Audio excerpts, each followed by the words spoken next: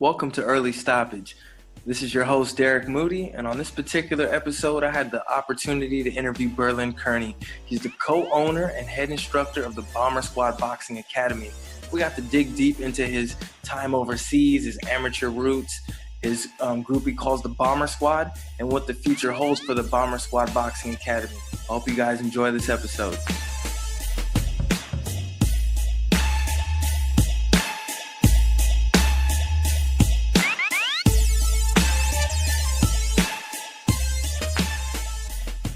Okay, what's going on, brother? How you been? Good, man. Life is good, brother. So with you. Same thing, man. Living across seas, but you know, it is what it is. Life is good. So for those of my fans that are unfamiliar with you, give us a quick rundown of your background. Well, as far as boxing, I started boxing in '01. I started in the boxing game kind of late. Was in the military, boxed out here, went to Texas for a little bit, moved to Japan. I brought a few elbows, man. Really started taking it a little bit serious, man. And, try to stay out there to go pro. A few things happened with the military. They went and signed some papers. So I was coming back here every like 3 months to have to renew my visa. And then I stopped in the gym. One of the homies, my good brother now, convinced me to come back, man. So I came back, started competing. I got up to 10 fights in the amateur. Then I was going to go pro. But then broke my hand, tore my meniscus, and then started training from there. And I had a little squad. You know, they call me the Black Bomber, so I had a little squad. I had about like three fighters who's making noise. I started the Bomber Squad back then, and then 5 years later, now we run in the gym, successful gym, Bomber Squad Boxing Academy. Here in El Cajon, California, San Diego, for those who aren't from over here. And we making noise, man. I got a few ranked fighters. I got one of my kids. He been number one for like 3 years straight. The only reason he's not number one in the country right now, he didn't compete in a few tournaments. He went overseas, fought in Ireland, got to go there. Fought in England, got to go there. Going back to Ireland next month. Got a cool little squad, man. I got about 10 good hitters. 5 are ranked, about 5 more. I'm still working them into the transition. We're running a good thing over here, man. Had a pro, Kevin Ollie, was undefeated. We fought Roy Jones Jr. fighter. We really won, but we can check that out. We had some managerial problems, so we split. So we actually working on getting back together now. Just had a meeting with him, so we're gonna solidify that. That was my first pro. I got 3 pros. So yeah, man, we just doing it, man, living life, learning. Everything's going good. Yeah, real good, man. What was the first piece of boxing content you've ever absorbed, whether it was a live event or the first event you saw on TV? I saw some events growing up, man. My auntie was real big in boxing, but I didn't really gravitate towards it, man. It's when I really sat down and I got into boxing. I started training just to lose weight. 2 weeks later, they was like, yo, you should do a fight. And I'm like, every 2 weeks. And so I really got on game. And what really hit me, honestly, man, was James Toney.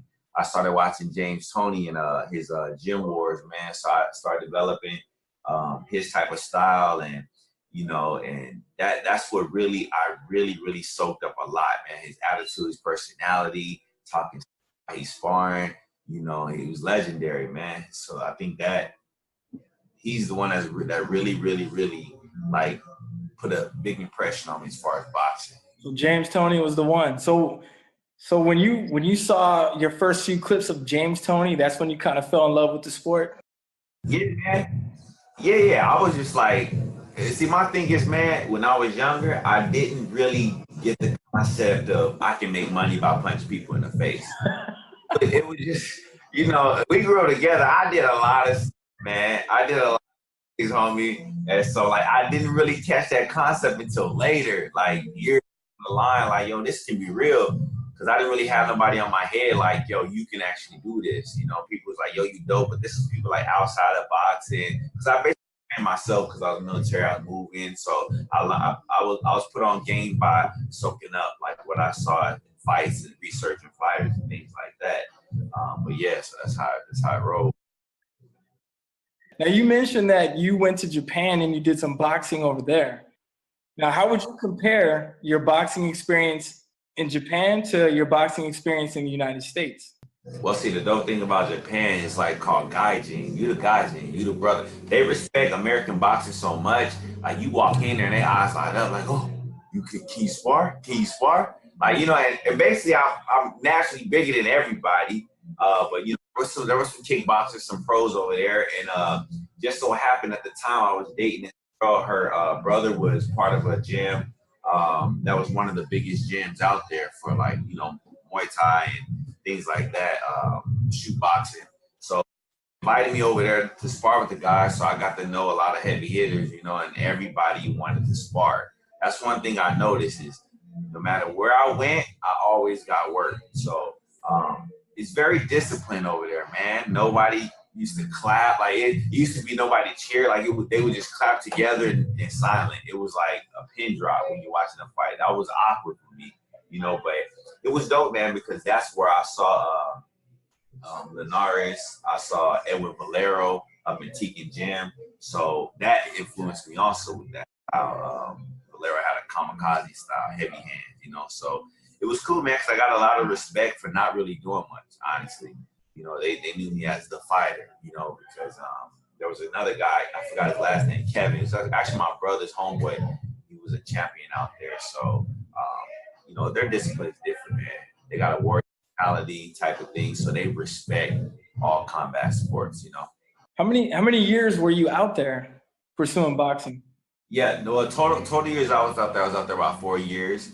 As far as like boxing, actual boxing, I didn't compete out there. I was going to compete. I was getting out the military December, so I was supposed to have a fight in January. I was training, so I was training with a few pro fighters. One of my homeboys, he's a kickboxer out there. I was training with him in his camp, and we had a setup where I was going to go pro, take a test. Even they test, the way their situation is different. Like you got to go actually test out. Like you got to do a written test first of all, and then you got to do a sparring test. And it's just organized. It's crazy, but I had the answers already. Like I already had the hookup. They gave you the answers before the test? Yeah, they wanted me to fight. Like they already showed. I had the test and everything. Like, oh, this is what you want to answer.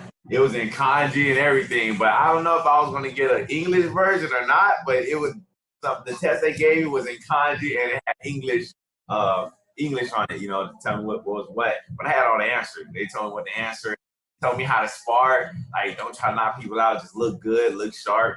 So I had everything lined up.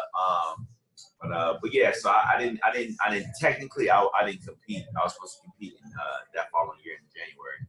And then that's around the time when the issue with the military happened. You had to come back to the States? Yeah, well, the thing is, at that time, I didn't know. Basically, it was like destroying property. They were like, they used excuse like, okay, you're still government property. You can't be fighting, I get out in December. But long story short, I found out what it was. I got into it with a Master Chief a while back. And he's like, that's when the chick go up. He's like, man, F that. He kicked that back. And so, it's crazy because it's another brother, which is crazy, you know what I'm saying? And we got into it over some that he started, But anyway, sorry, it is what it is. It happened for a reason because then I wouldn't be here, you never, you know what I'm saying? So it's all good. So when you got back to the States, from there, you got rounds of work over in Japan, and you figured, now that I'm here, let me try to pursue this. Let's try to go amateur. Was it hard to find a good gym? Honestly, all these years, man, I was training myself, basically. It just so happened that I landed to a cool gym with my boy Kong, and then Kong introduced me to the another branch. So it was East County, and then there was North Park, and there I was hooked up with some good people. And they told me like, yo, just do amateur, just try it. And I had an eraser in my hand, So with that being said, I was always like stopping fighters, knocking people out, and it wasn't the amateur style, you know what I'm saying? But it was cool. We made it. We did what we did, what we needed to do, and then things was good. It was good right there. It was always show up at a fight, and one of your fighters got a fight, and then like people pulling out. Like we had a point at the time where nobody was like, you know, yeah, it was like they was like, we good, you know. From your amateur experience, did that kind of help you mold the amateurs that you have now because you've done it yourself? Yeah, man, honestly, a good trainer basically is a person that could actually break down and simplify it to a person. So whatever it is you learn, if you're able to articulate that to a fighter and he's actually be able to use that in the sport, pretty much that's what makes a good trainer. And just luckily, I understood my transitional spaces, so I knew where I was at when I was learning how to do a jab and what got me to figure out what a good jab was and how to jab. So basically, that's what it was, man. I just broke down because it seemed like yesterday I just started boxing, so I would just explain certain things, concepts, and then get it. It's like, oh, okay, I got it. So, and then being able to see, not really changing a fighter, but equipping a fighter, teaching him, breaking him down, teaching him the basics, seeing where he's most naturally gravitating towards and using that, and just helping him fill the holes, fill the things that he's doing wrong without completely changing his style. Ultimately, that's what you have to do, man. You got to be able to see that, feel that, understand the timing, and move on from there, you know? When you broke your hand and tore your meniscus and you decided it was time to hang up the gloves, was the transition hard to go into being a trainer, or did it just come naturally? The good thing was, man, is that I had ran into a situation before where I ran into politics. I had one of the coaches from an opposite gym wanted to help me.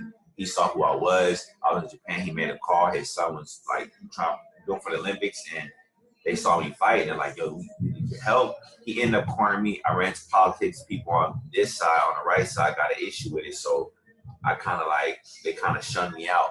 So then I started helping out with training and things like that. And by the time that I broke my hand, I had already had this little kid.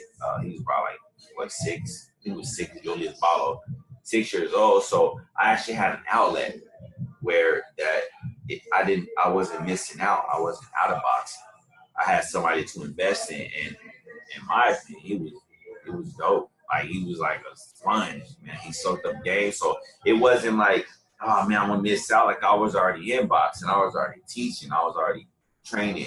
So it wasn't really a big transition. The only snag I hit before is I'm an introvert, bro. I don't like being in front of people. I didn't really like. I be on my own. You know what I'm saying? So I had to break that part. That was the only part. That wasn't hard. You know what I'm saying? It's just, I mean, I was used to it. I walk into gyms, new gyms. You the new dude at the gym, like they always looking like, yo, how much you weigh? Like, I'm in the military, so I'm moving around. So I got comfortable with that. So I just use that when I'm meeting somebody or I'm teaching somebody, training somebody. You really just gotta have faith that you know what you're saying, you know what you're doing. And if you don't know what you're doing, you better act like you know what you're doing until you know what you're doing. You know what I'm saying? So that helped get that out.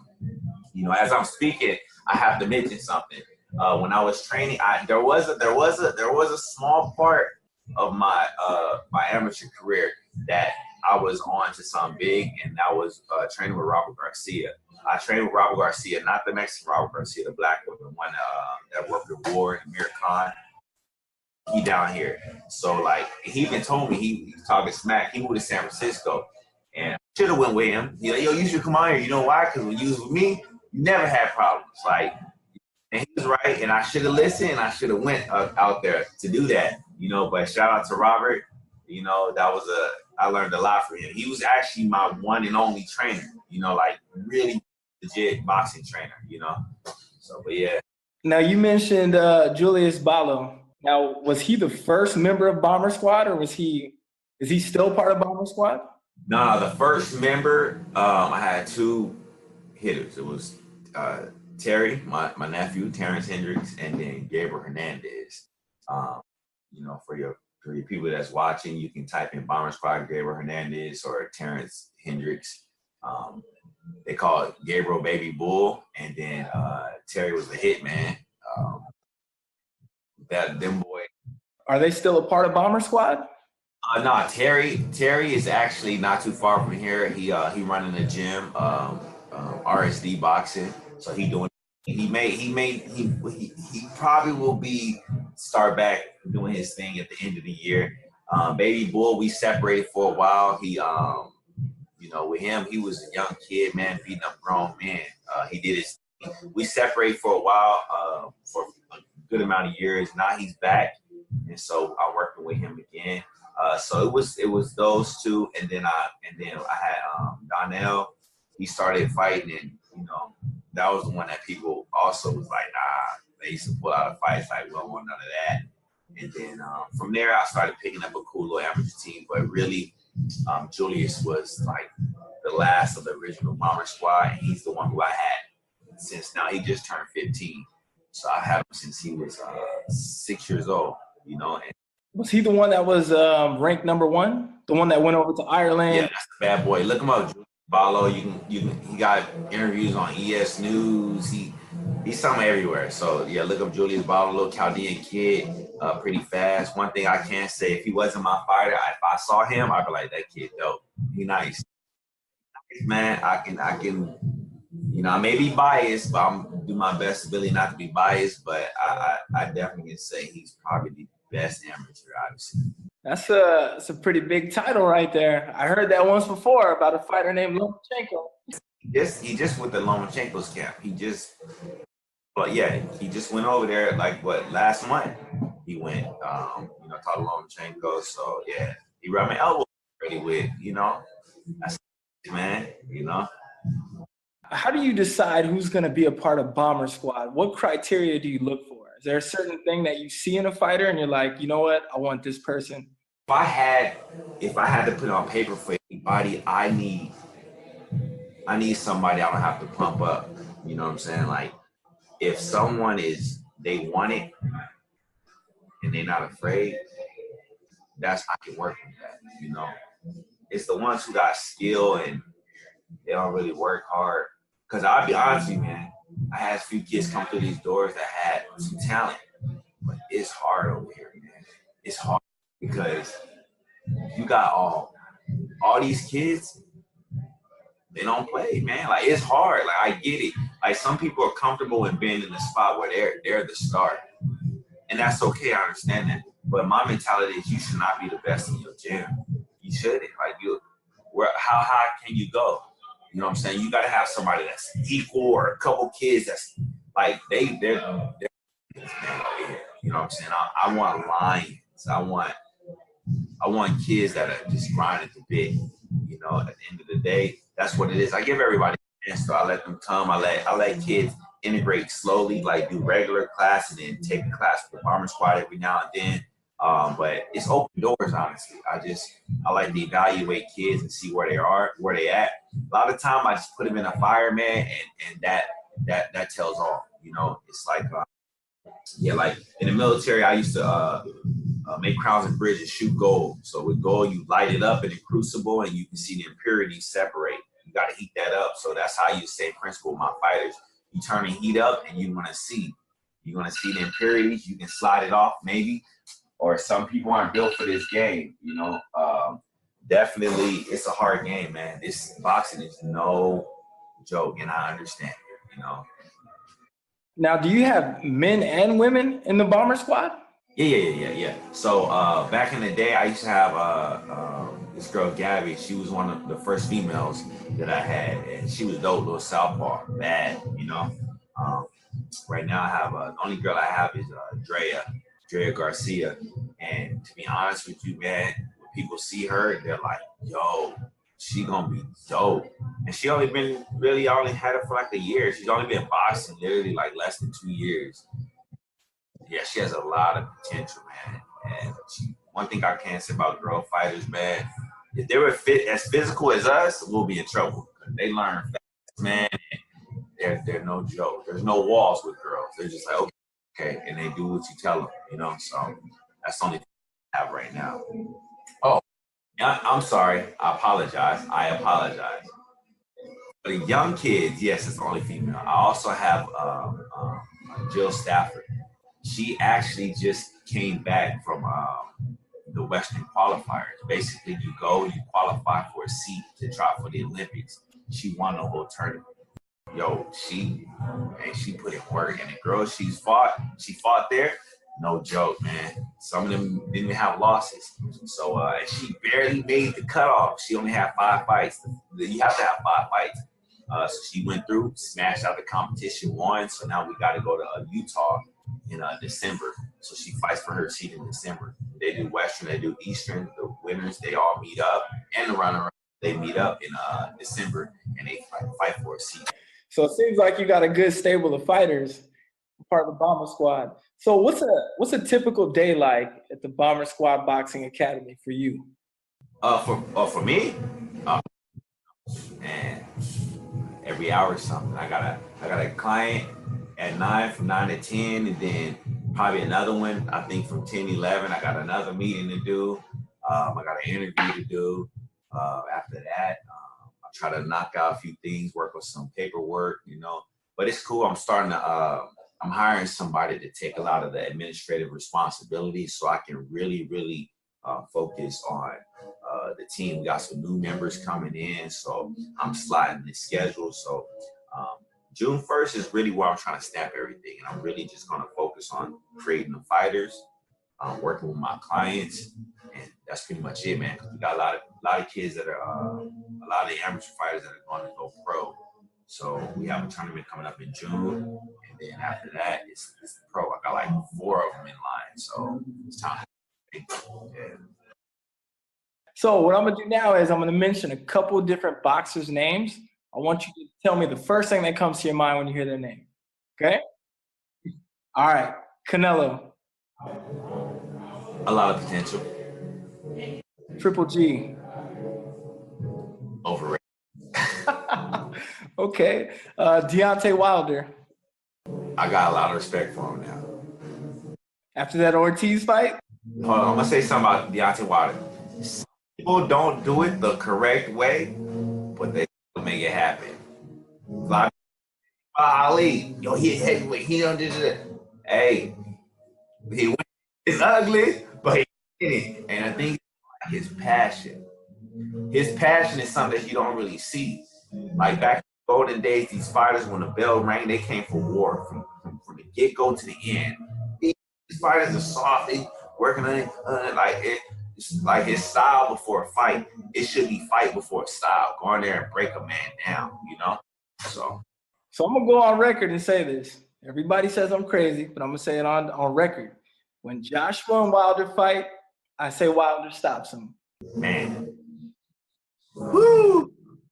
I'm still up in the air. I'm leaning with you, but I'm still in the air on that one. That wild style that he has, it's just one, all it takes is one wild punch to connect.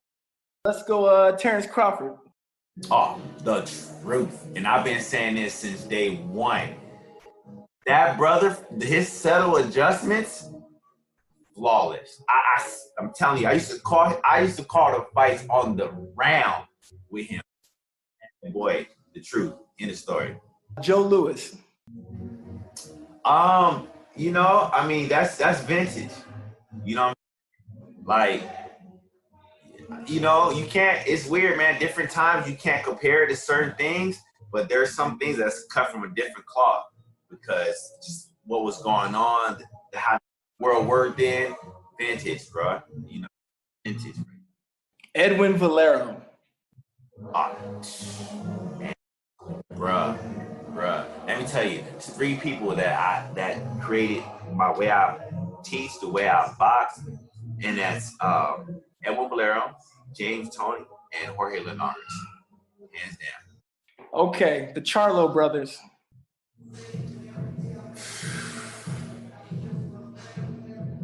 Time tests all, but promising. Right. Last one, Jack Johnson. Innovator. Oh, yeah, like, yo, open doors. Like, I would not be able to do what he did. Hey, you and me both, brother. What upcoming tournaments or events do you guys have going on? We got a lot, man. We got SoCal. We got Junior Olympics. We got the Roy Jones Jr. tournament coming up. A lot of things, man. There's always fights every month, local. but there's big tournaments every other month or every 2 months, every 3 months. So we try to get in there into the most important ones. Because honestly, as an amateur, man, if they were to hit every important tournament, it would cost them over $10,000 a year. Yeah, so I'm trying to nonprofit right now for some of these kids that has potential. It's a poor man's sport. So we making it happen. For anybody who wants to keep up with you guys or get in contact with you, how would we go about doing that? Bomber Squad Boxing Academy on Facebook, Bomber Squad on Instagram. Those are the main tools that I use now for content. I haven't really put out a website yet. Honestly, we've been good without it. And I want it a certain way, a certain type of website I want. So when I get that type, I'll put it out. But definitely Bomber Squad Boxing Academy. We got Instagram, Facebook, our YouTube channel. So yeah, you can follow us there. All right, man. I appreciate it. Well, hey, it was a privilege and an honor getting to talk to you today, and I wish the whole Bomber Squad Boxing Academy much success, the amateurs. Yeah, thank you for your time, man. Wish you guys the best. I appreciate the invite, brother. Okay, so that wraps up my interview with Berlin Kerney. I hope you guys enjoyed this. Until next time, peace.